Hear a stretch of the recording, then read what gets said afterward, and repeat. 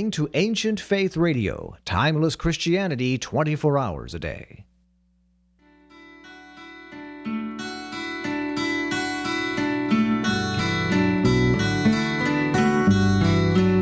This is Everyday Orthodox with your host, Elisa Bielatich Davis. We get together on Sunday nights to meet everyday Orthodox Christians.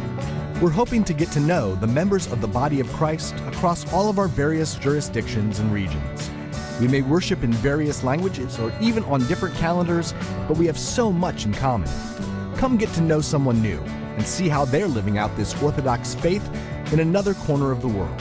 After all, every person is an icon of Christ, and as we'll see, every person has a story to tell. If you have a question for tonight's guest, we invite you to call in and join the conversation at 1-855-237-2346. That's 1-855-AF Radio. Now, here's Elisa. It is Sunday, March 12th, 2023, and we are live on Ancient Faith Radio. I'm Elisa Bielatich Davis, and this is Everyday Orthodox. You know, we get together here on Sunday nights to meet another everyday Orthodox Christian. We're here just building community through conversation, and I'm so glad that you have joined us. You know, I find that here in North America, you know, obviously we Orthodox, we're kind of divided up, right? We're divided up into different jurisdictions.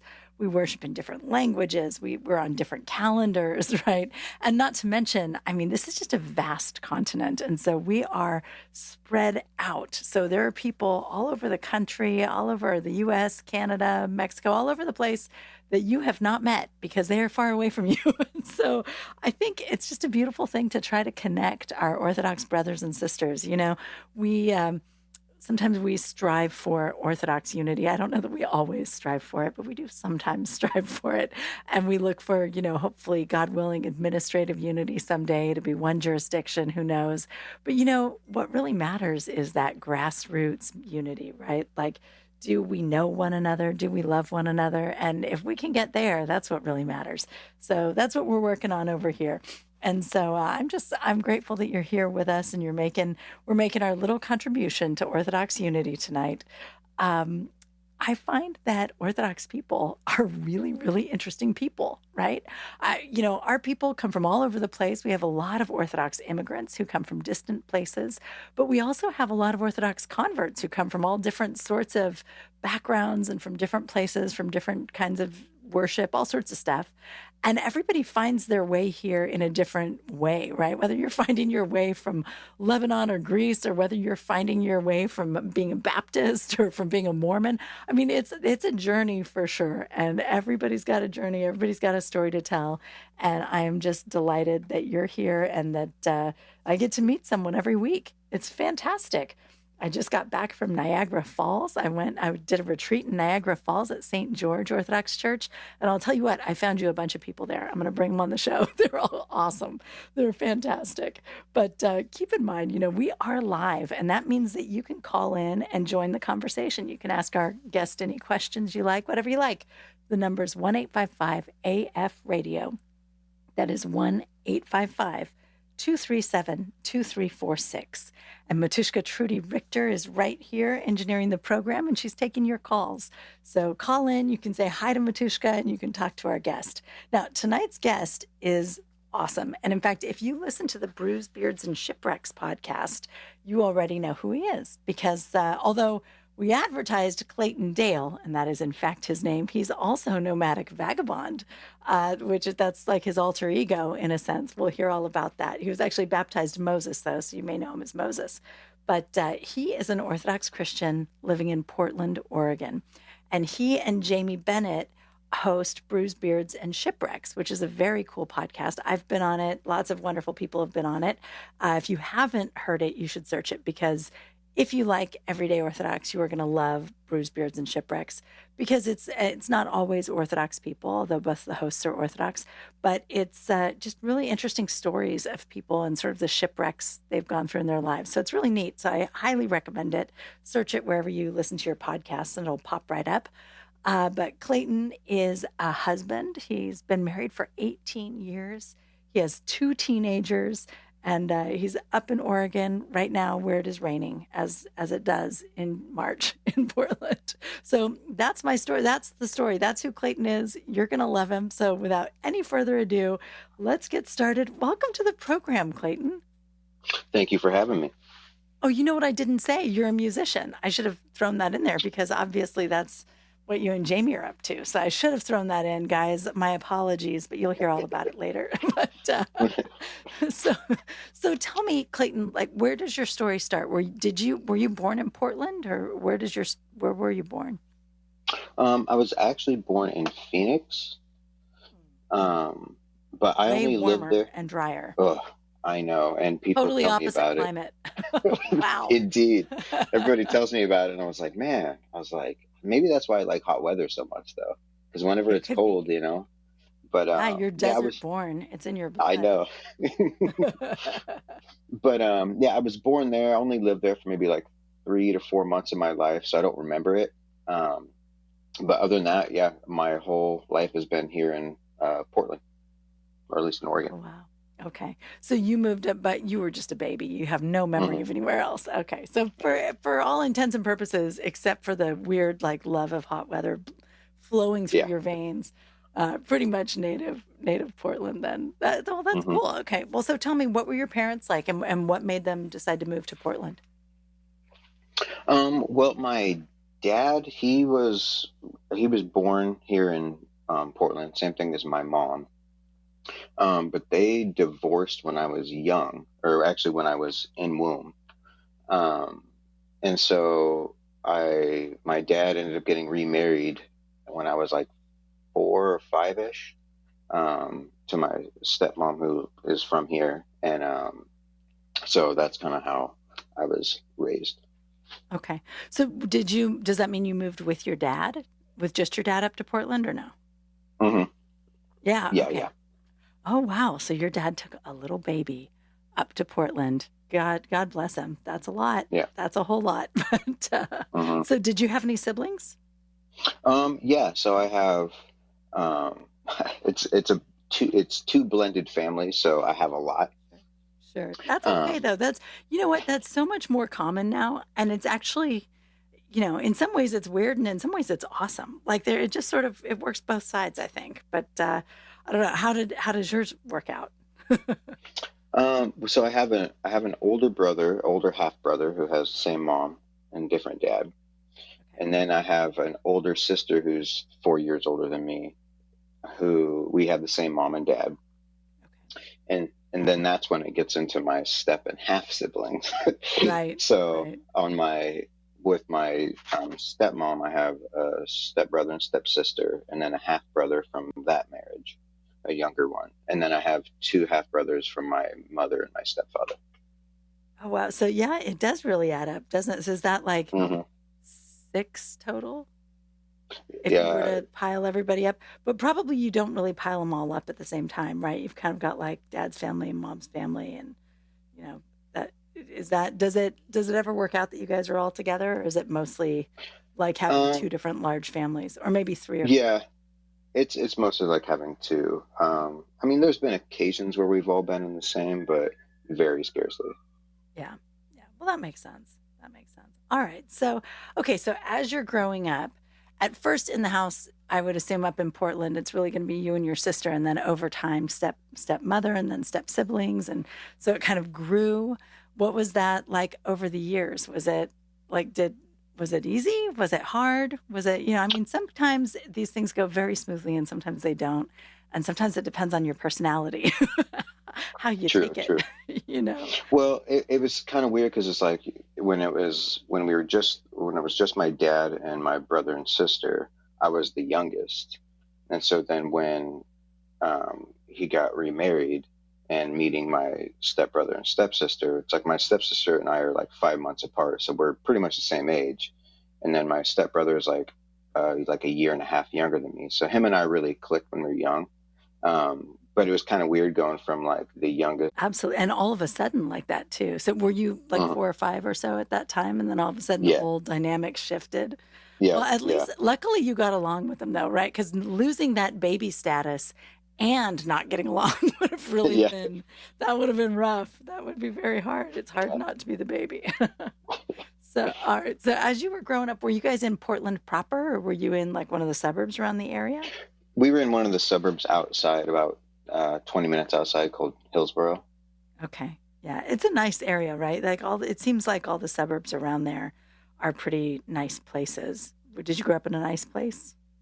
Yeah, I mean, I grew up in, kind of a typical, like, working class neighborhood, so it was, it was a great little spot. Oh, that's good. That's very good. And so then were you traveling back and forth to see your mom? Was she still far away, or were you just pretty solid in Portland?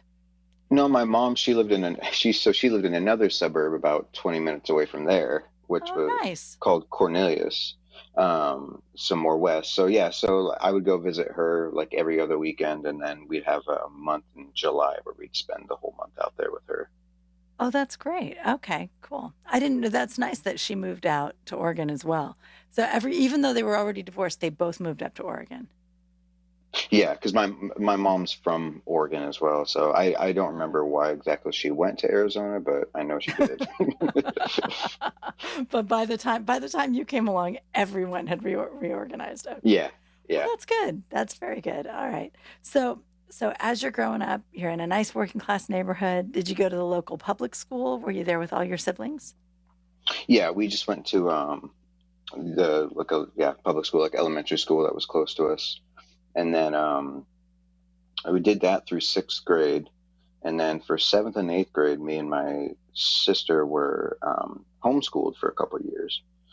And then we went back for ninth grade through the rest of high school to public school. Okay. Yeah, I know several families who've done that. Just because middle school is such a tricky time, right? It's like, let's Yeah, not make it worse and put you in a building full of other adolescents. Like, let's give you a little yeah, it's space. true. It's Did you true. both want to be homeschooled? No. No. um, I mean, it sounded kind of interesting. The first year was okay, but the second year we didn't really want to. Um, but I think a lot of it was because we were kind of plucked out of our social scheme, and then kind of isolated, and then we got put back. Um, but at the same time, I think at that point in our lives, it was maybe easier than had it been earlier or later, because that's kind of that transition period between, like, young kids to like teenagers. So it actually wasn't a bad time to be homeschooled. No. I mean, I mean, there is something crazy about putting a bunch of like 12 and 13-year-olds in a building together and just, Yeah, figuring that it's going to go fine, right? Like that's not yeah, going to go fine. It's not, it's crazy. So in a way, I mean, I can totally see the logic of picking those years to homeschool, but it is hard because I think it takes a lot of effort for homeschoolers to keep their kids connected. And if it doesn't yeah. work, then the kids don't like it as much. It's not as good. So when you went back to high school, was it hard to get reintegrated with your old friends and stuff? Did it feel different when you went back? No, I mean it. I mean, it kind of felt like I just went on a long vacation, because I had like one of my best friends I met in first grade. So when I went back to school, he went there, and so as soon as first day, he's like, okay, this is, these are the people that we kick it with. So it would kind of just got you know reintegrated to kind of see who I would gel with out of the uh, people there. So it actually was you know pretty good. I mean, it pretty seamless. I was ready to get back. Yeah. Well, and thank goodness for him, right? Like just Hmm. sort of walking you in like everybody, this is Clayton, he's cool. Like you're Yeah. fine. You don't have to worry about it. You're in. It's good. Yeah. It's very good. That's very nice. I like that. So, did your sister or your stepsister have as easy a time getting back in? I don't know. I mean, I think so, but I was never exactly, you know, how do I say? I don't want to say an achiever. I was always like happy being a C student. Let me put it that way. And so she actually ended up going to college. She's an RN now, but so she always, did well in school, whereas like I was a little bit more less inclined for academic activities, if you will. Gotcha. Gotcha. So you guys weren't always like running in the same circle necessarily. She was busy studying and stuff. Right. Yeah. So if you weren't studying, what were you doing? What were you interested in as a kid? I was really into skateboarding, like mostly skateboarding and, music. Those are the two things that I spent almost all my time thinking about, except for as a high schooler, I was obviously thinking about girls as well. Obviously, yeah, naturally.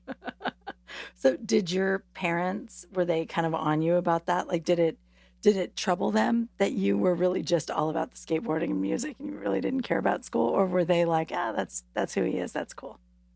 I think as long as my grades stayed like, they're always like, we want you to do the best you can.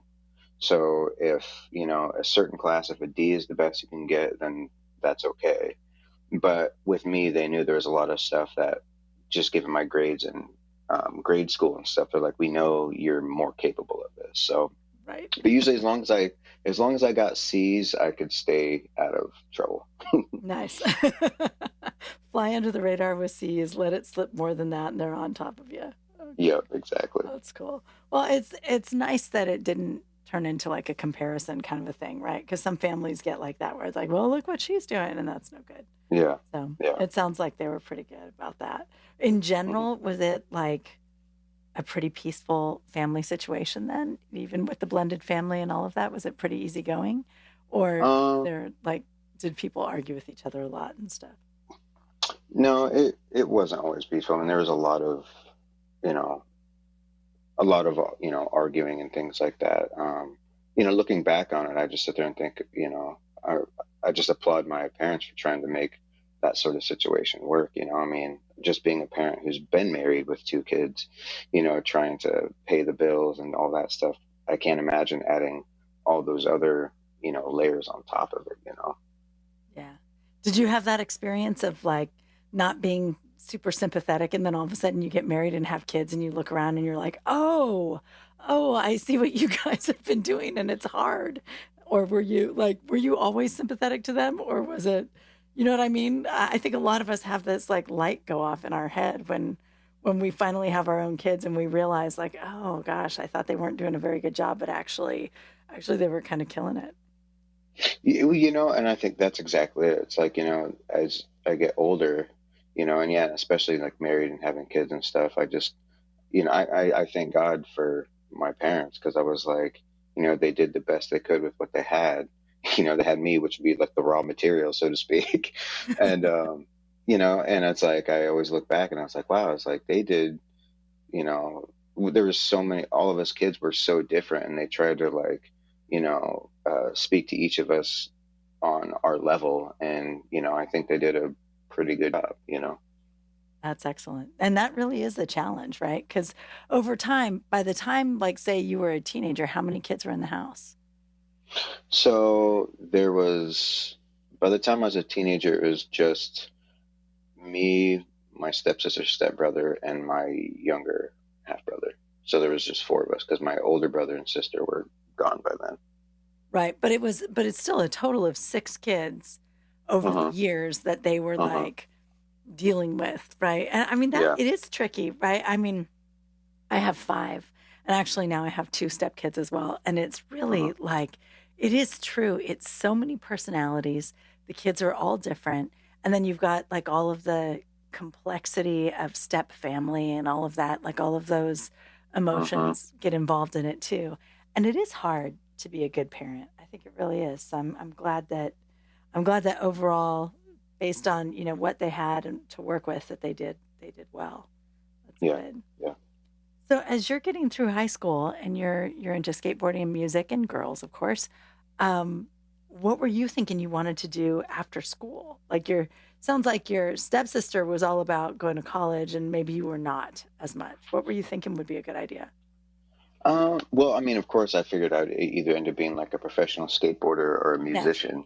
Naturally. Yes. Yes. um, Like clearly I'm going to be a rock star or yeah, possibly I'm going to be like me and Tony Hawk. We're going to be very famous together. yeah, exactly. Yeah.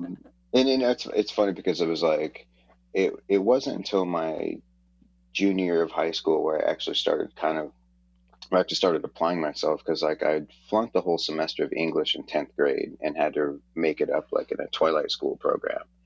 And I was kind of like, I'm just gonna, drop out. I didn't want to finish school. But then I started realizing, like, I'm this close.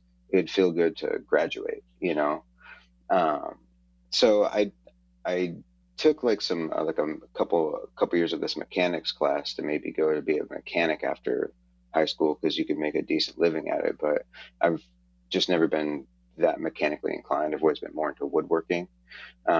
So yeah, it's like skateboarding or music is what I planned on doing, but I don't do those for a living.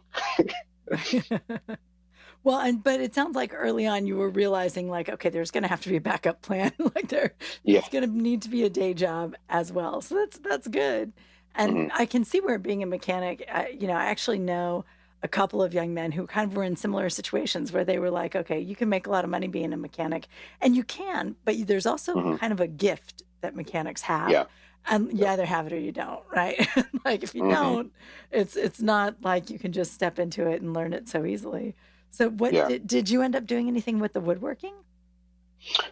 Yeah, actually. So, after high school, I was just kind of doing some like odd jobs it was actually my third grade teacher. I was like doing like painting on her house and stuff like that. And she'd pay me, which afforded me to buy my first car from my mom. And then it was after that I ended up working at a cabinet shop for a few years. So Oh, nice. I did it. Yeah, because Yeah. that's a good job, right? Like that would be you could build a life for yourself doing that very much, for sure. Yeah, indeed. And yet you did you know, not. no, I mean, so it's what I did is I worked there it was like from like 2000, 2001 or so until 2003. And then I ended up moving to Eastern Oregon. And that's where I ended up meeting my wife. Ah, so then things take a different direction. All hmm right. So before we move on to Eastern Oregon and your wife, hmm I'm curious, one thing we didn't talk about is what was like the religious structure in your family growing up? Did you grow up Orthodox or did you grow up something else, or what was your family like? No, I grew up, kind of typical Protestant. I would say a lot of the leanings and flavor in our house were more, you know, fairly charismatic. Kenneth Copeland and people like that were big in our house. Oh, Um, so I was always given a foundation of, you know, the scriptures and church and Christ. beautiful. Okay. And so you as a young person would have identified yourself as Christian and like you pretty much believed in it. Yeah, I guess I did move ahead a little bit. There was a point in my life when I was younger that I did, and then it was in my teen years where I kind of just came to a point where I didn't care anymore, and I just wanted to kind of just go have fun and kind of live life for me. Yeah. Well, and that happens a lot. Like what was happening when you went through that, was it like exactly a rejection of religion or was it more of an embrace of not thinking about religion? Do you know what I mean? Like, I think Yeah, it's different for different people. For some people, it's really like this kind of moment of deciding this doesn't make sense and this isn't real. And then for other people, it's just like, I just can't deal with that right now. I'm going to be very busy yeah, skateboarding or yeah. whatever. It's like I never got to a point where I would have been like atheist, or I was even like antagonistic towards it. Like I always, even when I didn't care about, God and things like that, I always still had a sense of I never wanted to mess with things that seemed evil. So I never messed with like Ouija boards or things like that because I could still have sense of presence of good and evil. I'd be out in nature and it just seems so pure and lovely. Um, so yeah, it's like I was just kind of at a point where like I didn't want to think about it and I just didn't care. Yeah. Yeah. Oh, that's interesting. That's actually encouraging too, because I happen to have a young teenager right now who's just like, I just don't want to think about those things. I just don't want to talk about it. I don't want to think about it. And it's like, Yeah, I don't know how to deal with you because I always wanted to think about it. And I yeah, always yeah. wanted to talk about it. But see, that's encouraging because you turned out fine. So that's good to know. I'm like taking notes personally. I'm like, kid will be fine. Don't worry. But so, Yeah. okay, so how many years then? So when you finished high school, you did graduate, right? You got your diploma and all of that. Yep, Like you had yep, that burst of energy. That's cool. yep. And so you graduated and you kind of switched around a little bit with your jobs. Were you also like playing music at that time and still skateboarding? Yeah, I was skateboarding probably a lot more than doing music, and then I ended up moving downtown Portland for a couple years before I moved to Eastern Oregon and rented a house with some friends. And that's when we were doing music a lot more too, because he built like a recording studio in Oh, the wow. attic. And then we kind of were like, meet different people at different concerts and stuff and kind of start doing music. So that's when I was kind of starting to be more active. Yeah. What kind of music were you guys playing? What were you doing? Oh, and mostly hip hop. And so what do you do? Do you play an instrument? Do you sing? What do you do? Well, I do play drums. I've had a guitar since I graduated, but I don't know how to play it. I can make it sound okay. Which my son, he plays violin, so anytime I try to do anything musical, he's always correcting me. Nice. He's like, Dad, this is Uh, the theory of how that works. Great, yeah, awesome. exactly. Thanks. He's like, Look, what? it's He's like, what? awesome. What's a B? Yeah, It's really cool, right? I'm sure you're very proud of him, and it's really neat that he's accomplished in this way. But on the other hand, it's also like, but leave me alone with my stuff here. yeah. But yeah, but other than that, it's like I mostly like I have turntables, so I DJ, I make beats and stuff, and then I also rap as well. Oh, cool. Excellent. And you still do as an adult, right? Yep, As a grown up. That's awesome. as a grown man. As a grown man. All right. Well, okay. So you've mentioned a couple of times. So, well, how long did that go when you guys were just like living downtown Portland and, you know, playing music and hanging out? It was for a few years, so probably from like Yeah. 2001 to 2003. Okay. And so what happened to change that? Why did you end up moving? It's funny because like being downtown Portland, you're kind of in the thick of everything, in the city, And I had some friends. It was actually my old youth pastor and his wife, who I went to school with, lived in Eastern Oregon, and they would kind of talk to me about moving out there, and I was like, no, no, I'm good. And then I kind of came to a point where I kind of wanted to get away from everything. So it was kind of like the opposite of the show Cheers. I wanted to go where nobody knew my name. And I thought maybe, I'd check out because there's a college out there and stuff. So I thought maybe, hey, I'll check that out. And, the first week I moved out there, that's when I ended up meeting my wife. Ah, okay. So do you feel like it was just a little bit like just fate just needed you to get out there so you could find her? Yeah, I definitely felt like, I tell a lot of people, I was like, I don't think it was coincidence at all. It was like, the first week I was out there, I met her, and, here we are. So I was like, that was definitely a God thing. So so your youth pastor, Hmm. you were still in touch with your youth pastor, right? So you were close with all of them, even though at this point you're not particularly religious, right? Well, actually, so it was around 17 that I decided to kind of start pursuing God again. Um, What made the difference? it's funny because it's like I was still going to church and stuff, and um, I guess some of it was, when I was younger, I was like, oh, I'll just do like A lot of people did that, so it's sort of it's true, it's true, it's not like a completely random idea. right? It is an ancient practice, I guess, huh? It is. It is. It happens. But I guess it was like then I kind of came to a point of seeing different, like even like my sister and stuff, who she wholly, but believed in God and the church and everything. And as much as it annoyed me, it also was kind of an inspiration to see someone believe something so much, where I was like, I actually kind of want to work for it and not just like nudge my way in. Yeah. Yeah, that's neat actually. That's well, and I think did it strike you that there would be like a benefit in the day-to-day life of being, or were you really just mostly kind of thinking about like where am I going to end up? Yeah, and also it's like, growing up like in my teen years, like, partying and stuff like that, I would just see like a lot of people, um, their lives go down paths that I didn't want to go down. I kind of already saw where it led, you know what I mean? So I was like, well, I've already tried this, let me give this a shot. Yeah, absolutely. So you were pretty young when you came to that realization. I mean, Hmm. comparatively to a lot of Hmm. people. Yeah, Yeah, absolutely. indeed. All right. Well, we are going to take a short break, and then we will be right back, and we're going to find out all about how you met your wife, and I want to hear all about her. So we'll be right back with Clayton Dale. Everyday Orthodox with Elisa Bielatich Davis will be back in a moment. Give Elisa and her guest a call at 855-237-2346. That's 855-AF-RADIO.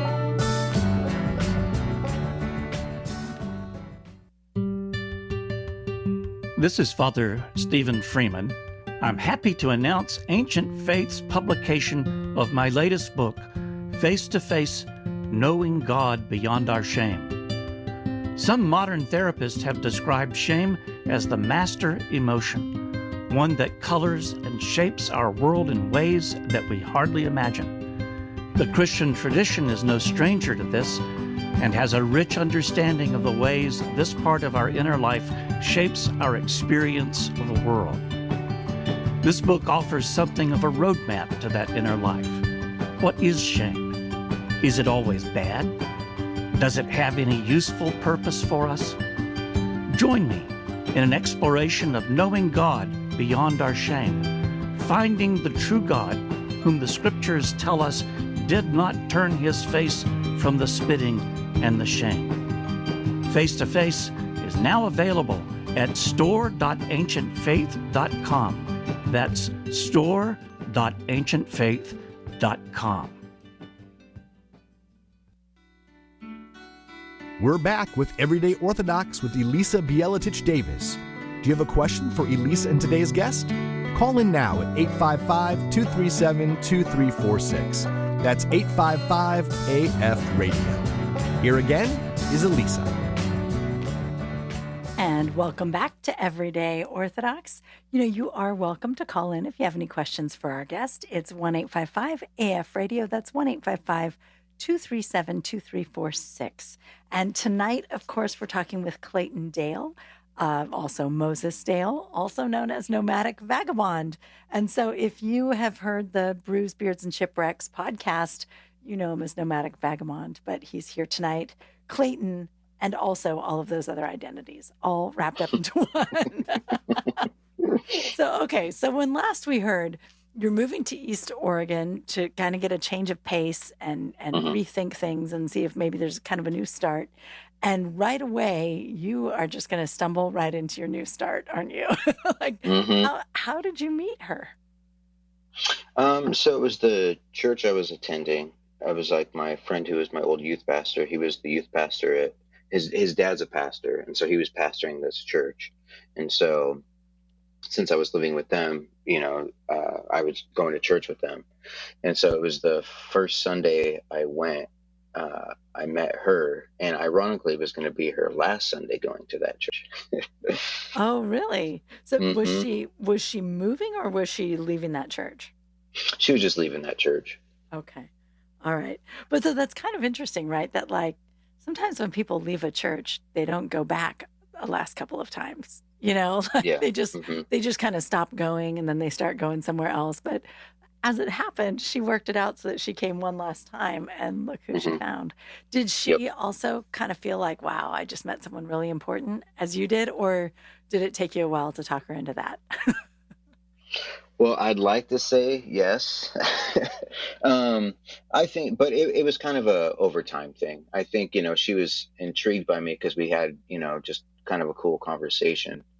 And then my friend's wife and her were friends, so she would come over and hang out and stuff, and her and I would talk. So it was kind of a gradual build.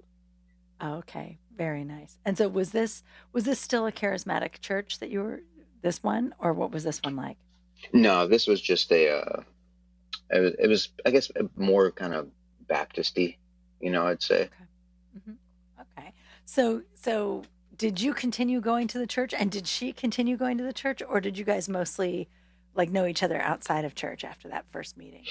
No, we kept going to church, to that church, and I was playing, drums on the worship team there too, which was pretty fun. Oh, that's cool. That's very cool. Okay, so they kind of got you back involved by integrating you in that in a smart way, right? That's very smart to get you going there. All right. Yeah. So how long did you two date? We dated for it was November of 2003, and then we got married in September of 2004. Oh, okay. Okay, that's nice. That's just about a year. And so Hmm. how old were you guys? And what's she like? Like what's she into? What was she like back then? Right? Before she was a Oh, mom and a wife and a that's true. grown up. Like what was she like when you first met her? Was she into music too? Not as much as me, which I think was so funny because I was always like, "You got to listen to this, got to listen to this, got to listen to this," and she was like, "Okay," she's like, "Okay." um, Sure, but whatever. she's always like, and she actually, it's funny because I'm the one who loves music, but I'm the only one in the family who can't read it. um, because there's a running joke that says, how do you confuse a drummer? You put sheet music in front of them. Um, Uh-huh. so, but she's a seamstress, and so I thought that was really intriguing, because I was really into I wanted to have my own like clothing company as well. So I was like, oh, we could do this and this and this, and kind of just two young, and we were what, 22, I think, two young 22 Yeah. year olds just kind of dreaming and scheming, and it grew from there. Oh, that's cool. That's very cool. Well, and you would not be the first hip hop artist to start a clothing line. And it really goes well, actually, right? Like those two actually marry together very, very nicely. But I imagine you guys never did do it, did you? No, I mean, for me, besides, either, Sharpies or spray paint on shirts, it didn't go beyond that. Just decorating somebody else's shirts. Yeah, basically. That's kind of cool, though. I like that. Hmm. All right. So the two of you meet and you're young, you're 22-year-olds, and you get married within a year. Did you guys Hmm. stay in East Oregon? Did you stay right there in town and were you continuing at the same church? Yeah, we stayed there until about 2005. Then we moved back. I moved back to Hillsboro. Okay. Was your family still in Hillsboro? Yeah, they were still out here. Is that why And you but moved her, back? yeah, well, and the small thing I didn't mention was she was pregnant with our first child, my son. When you moved back to Hillsboro? Hmm. Okay. Yeah. All right. So was that part of the idea? Was it like, okay, if we're going to be having a baby, let's be close to family? Because you guys were like 24 when you were having a baby. Is that right? Yeah, 23. Yeah, 23. Yeah. Hmm. Yeah. That's how old I was when I had my first as well. And at the time, Yeah. it seems really old. And in retrospect, it seems really young. I know. It's like I remember when I was turned 25, I was like, I'm an official adult, and then I look back, I'm like, you didn't know anything. Right? Like you were nothing, my friend. Yeah. I mean, I Yeah, have kids who are in their early 20s and they're totally like, oh, I'm definitely an adult. I've got all the wisdom. I'm like, yeah, right. Yeah, wait till you're 35, then you'll know. Then you'll know. right. But Yep. all right, so you were kind of a couple of kids. So Hmm. and and and that's why you guys were, did you have the feeling that you wanted to be near family when you started having babies? Yeah, and a lot of it too is just, I mean, unless you're, a college student or working at like a mill out there, it wasn't a whole lot of opportunities. And so we kind of just wanted to get out and have a little bit more opportunity. Yeah. Um, Well, and you know. East Oregon, I don't know if a lot of our listeners know this, but like East Oregon's totally different from West Oregon, right? Like Hmm. East Oregon is really kind of a desert climate, right? Yeah. Am Yep. I right about that? Because I have a sister-in-law Hmm. who grew up in East Oregon and then they moved to Portland or maybe Seattle later. And she was like totally different, like Yep. world of difference, different Indeed. climate, different economy, different everything, right? So Hmm. in Portland, there's a lot of opportunity. Yeah. So that was part of the thinking too. Then was like we have to set ourselves up to be a family, Yep. time to be grown-ups. Yep. Awesome. Did you move back in with family, or did you find a place right away, or what'd you do? Yeah. We've found like a little apartment. Nice, nice. And what were you doing for work? So, and I ended up getting my job back at the cabinet shop that I was working at. Oh, perfect. There you Yeah. go. There you go. That's Hmm. a good job. All right. So, what was it like when you guys had your first baby? It was so strange. You can take as many classes as you want, but then they let you just walk out of the hospital with a child. Like Right? there's no instruction booklet. There's, you're kind of just walking out like, so I can just take him. We just walk out. Like, you can do that, waiting for some guards to tackle us or something. Man, I mean, it really is. It's crazy, right? And Hmm. it changes everything. Although I will say sometimes for the mom, it changes everything. Like she's up all night. Everything's Oh, different. yeah. Sometimes for the husband, it does not change a lot of things. How was it for you? Did it like turn your world upside down, or were you kind of maintaining an equilibrium? I mean, it definitely changed a lot of things, but it kind of worked out for a while, especially when he was just born, because they had switched my shift to the graveyard shift.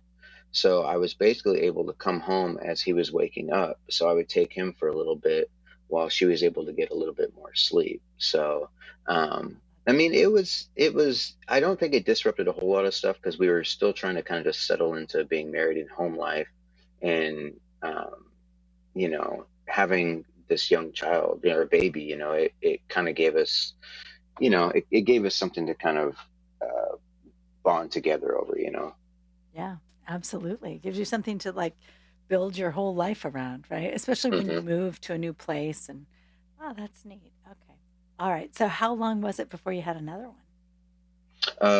Then our daughter was born in 2007, so 2 years later. So they're 2 years apart. Okay. Hmm. Excellent. Excellent. All right. So did you end up like staying at the cabinet shop or how did things evolve for you career wise? Um, I ended up leaving there in 2007 just because I wanted it.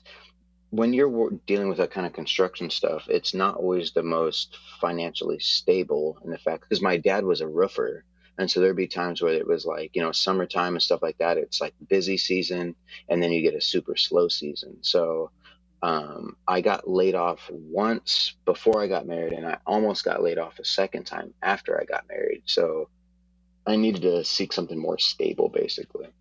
Gotcha. Yeah. Well, and that's true. That is the problem with that, right? It's very seasonal. And Hmm. I don't know how that would work in Portland. Like how long is the season? I mean, I grew up in California, right? My dad was did roofing as well. And so it was like you had like a long sunny season and then you had this winter season when you couldn't work.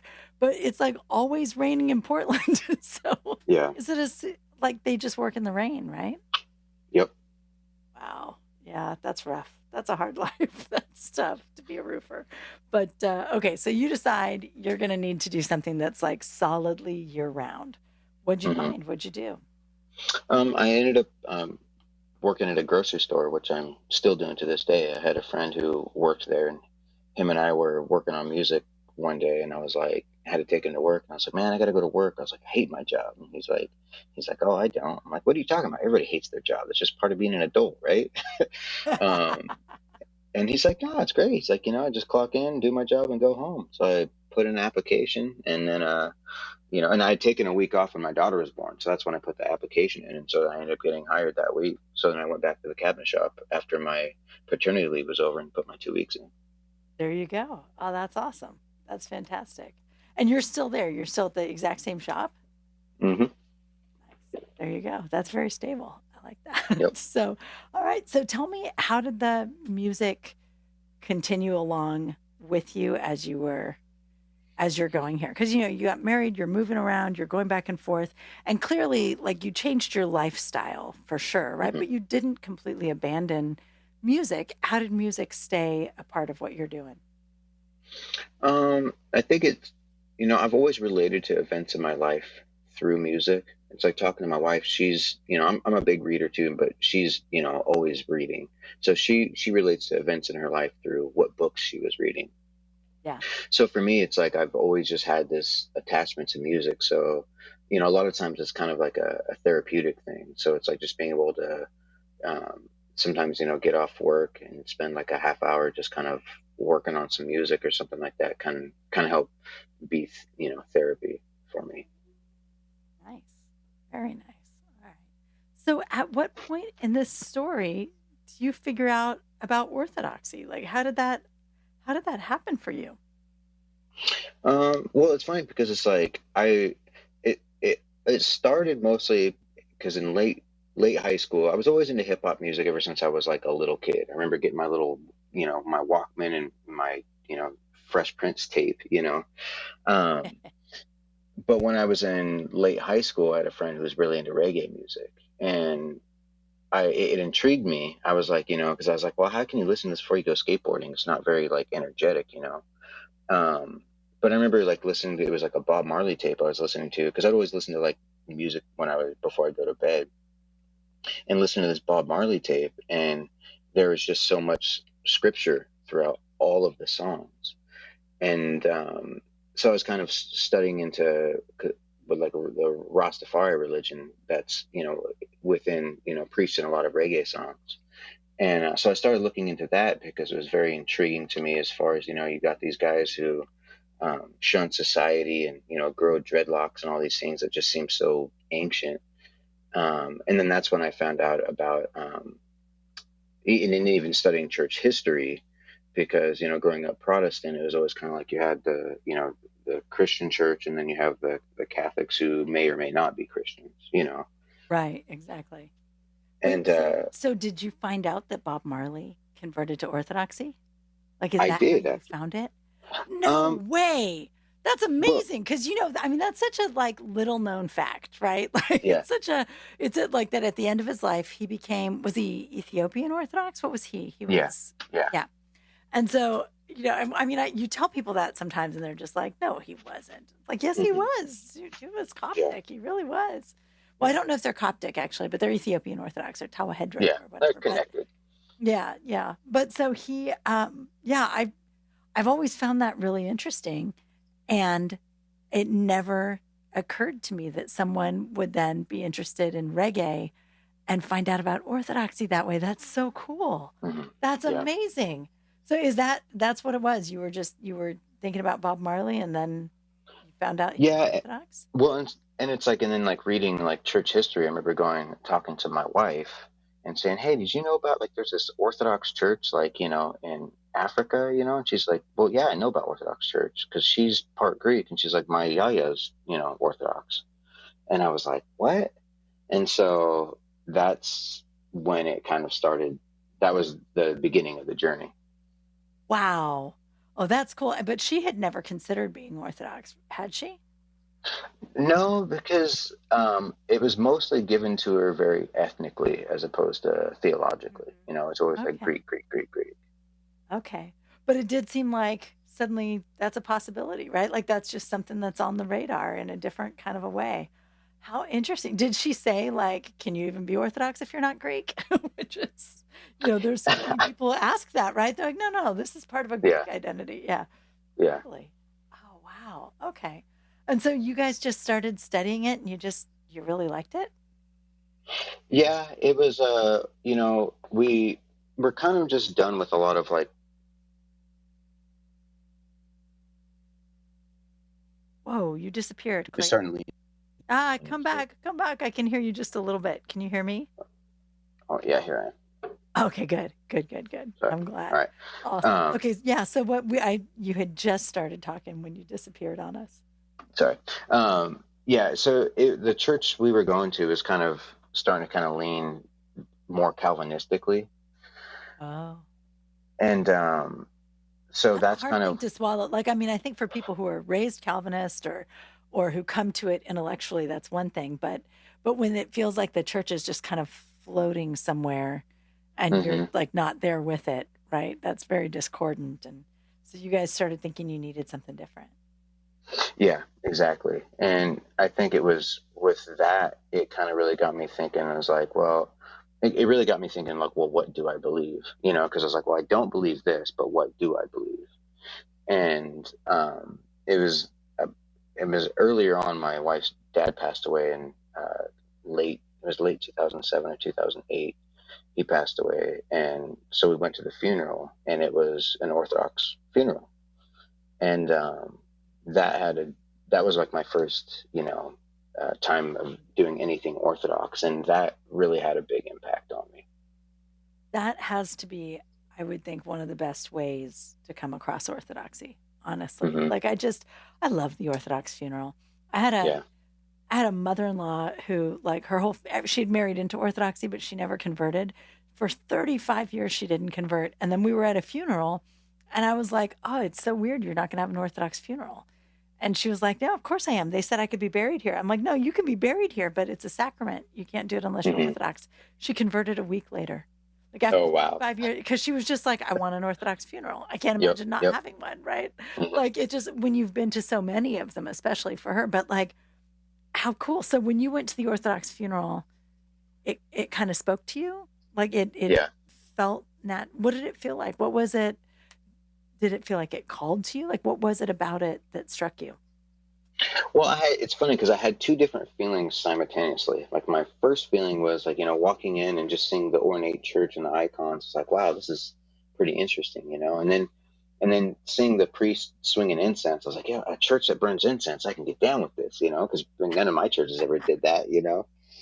Um, but then there was part of me who it seemed kind of like there was just like, I guess, vain repetition, as it's called, just as far as like, the priest would say something, the reader would repeat it and this and this, but I didn't understand what was going on. So to me, it just seemed lack of, just seemed so kind of dead, really. Right. Um, Well, like it's not spontaneous, right? It's somebody else's yeah. words, and you're just, yeah. I remember Yep. feeling that way. Well, and I remember feeling too, like, yeah, you could just cross yourselves when you're supposed to cross yourselves. Like, what does that mean? you know? Right. Yeah. And Yeah. then somebody said to me, like, well, we're calling ourselves to attention. Like, it's not that I was thinking about God and then I cross myself. Sometimes I cross myself and that reminds me to think about God. And it was like, Oh, oh, good. that's nice, right? Like, Yeah. that doesn't sound so vain. That doesn't sound Mm-mm. ridiculous. But so you were struggling between that sort of upbringing of thinking of things as being anything repetitive as being vain, right? Like anything Yeah. ritualistic as being empty. Because I mean, for me growing up, those two words went together, empty ritual. I didn't know that there was a meaningful ritual. I just thought of it as Yeah. empty ritual, right? Like Yeah. it takes a little while to get there. Did your wife feel the same way? Yeah. I mean, it was probably, I think it was, I mean, she was familiar with it, so it was intriguing to her. But I think it was almost maybe a little bit more familiar to her than it was me. So I don't know how she felt about it then. She wasn't having the big reaction that you were, because she's kind of like, yeah, Yeah. that's how my family funerals are. Like that's how Yeah. Greeks do it. Yeah, Yeah. that makes Yeah. sense. That makes sense. Did you feel like this was something you were going to work toward, or was it just something kind of a curiosity, kind of interesting? I mean, I never thought it was something I was going to work towards. But it definitely, I would say, put the option on the table when I started, doing that soul searching. That's cool. Okay, so what made the difference for you? How'd you end up converting? Um, it was around 2016, my wife and I were, because I was kind of at a point where like I wasn't done with God, but I just felt done with church. And I was actually looking into a lot of like, Eastern religions and stuff. And I was like, well, I never did the Rasta thing full bore, so maybe I'll go that route. But then I started actually ironically listening to some stuff on ancient faith, and there was just a lot of stuff that I was like, this is how I've always, you know, felt about God, especially like when it comes to like original sin and things, where I was like, I always was like, no, we are created good. Like, why would somebody say different? Um, so, in having her listen to some of it, she was feeling a lot of the same way. Oh, that's neat. That's really neat. Now, how about your kids? Because your kids were like old enough to not necessarily just follow you blindly, right? Like, Yeah, how did yeah. did the kids warm up to it pretty easily, or was it a tough thing? Because I can't quite imagine trying to convert a whole family, right? Like, how did that go for you guys? I mean, it wasn't exactly a seamless transition, but I mean, it it it it went fairly smoothly. It just took we had a lot of like, how much longer is it going to be, during services, and trying to get them to stand more. Because a lot of times it'd be like, oh, it's only 15 more minutes, but then there would be like, a you know Oh, 40 day sorry, there blessing or was a something. memorial. Yep, yep. Yeah. Because you never know, right? Like we just like to Yep. keep people on it. Yeah. But you know what? To be fair, I mean, I still get that from my kids and they've grown up in it and they're still like, oh, how much longer? Yeah. They roll out the Coliva or something. They're like, oh no. All right. You'll be all Exactly. right. You can do it. Exactly. Oh, that's cool. How did you get to know Jamey? Tell me a little bit about Brews, Beards, and Shipwrecks. Um, so I've listened to his music. I remember seeing his like their first CD. It was like in a Christian bookstore, and I recognized some of the other. Oh, you're disappearing again. Don't Uh, disappear. Don't disappear. am I here? Am I still here? Yeah, you're back. You're Okay. back. So you mean you saw Royal Ruckus albums in a Christian bookstore? Yep. Yep. Oh, Yeah. cool. Cool, cool. So I was, checking out, listening to his music whenever, there'd be new albums come out. And then basically, I started following him on Instagram and then found out he was Orthodox. And I was like, what? I was like, it just blew my mind. And I was like, I think there's maybe like it's the Orthodox hip hop world is probably bigger than we think it is. But as far as I know, there's very few of us out there. Yeah, as far as I know, it's the two of you. Like, Yeah. Yeah. but for our listeners, if Jamey Bennett has actually been on the show a couple of times. If you listen, we talk about Royal Ruckus and his history. But basically, he's a hip hop artist who he's Orthodox. And Royal Ruckus, though, the other half of Royal Ruckus, I believe, is Catholic, right? But their music is awesome. It's really Hmm. good, and it has really neat spiritual references embedded in it. Although not always, but it's very Right. cool. Okay, so were you already Orthodox when you realized he was Orthodox, or was that part of what was that like part of your journey?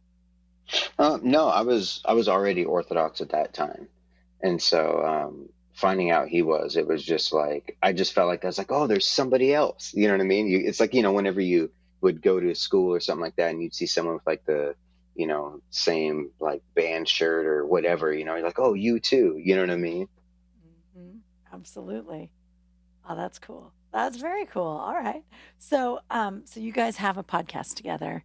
You do Brews, Beards, and Shipwrecks, which Hmm. is like you interview people about shipwrecks in their lives and Yeah. how they've overcome, Yeah. which I think is like the world's best theme. I love it. And then what else are you up to? How do we look you up? How do we find you? I'm on Instagram, and it's Nomadik Vagabond. And it's Nomadic with a K, not a C. That's pretty much. I mean, I am on Facebook, but I'm not as active there though. Okay. But really, Instagram is the place to find you. Hmm. Excellent. Excellent. And you're still like you're recording music and you're online, and I saw you today posted you were drinking mate, which was super exciting to me Yeah. because my mom's from Argentina and Oh, we nice. have a great love of mate, and I was like, "Oh, he drinks the mate. Fantastic." Made me I'm drinking decide some that. right now. Yeah, I was like, I got to go make some mate now because Hmm. I saw that. It is awesome, though. It is delicious. I But love it. yeah, it's fantastic. Well, I think this is great. I love that. I love that you found out about Orthodoxy initially through Bob Marley. I Hmm. think that's the coolest thing I've ever heard. I'm so delighted because I think most of our listeners probably you guys didn't know, did you? You didn't know Bob Marley became Orthodox. It was really close to the end of his Right. life, though, right? Was it Yeah. like Yeah. yeah? Yeah. It was That's after my he had cancer, and he was pretty much on his deathbed. wow. Well, I mean, it's so cool though, right? Well, it's him and Emperor Constantine and you as a teenager, right? Like we'll just handle that Right. at Right. the end. Well, Clayton, thank you so much for coming on the show tonight. It's really lovely to get a chance to get to know you better. Thanks for having me on. It was a pleasure. It was great. It was great. Thank you so much. And thank you to our audience for joining us. And come on back next Sunday night. We'll get to know another everyday Orthodox Christian. Take care.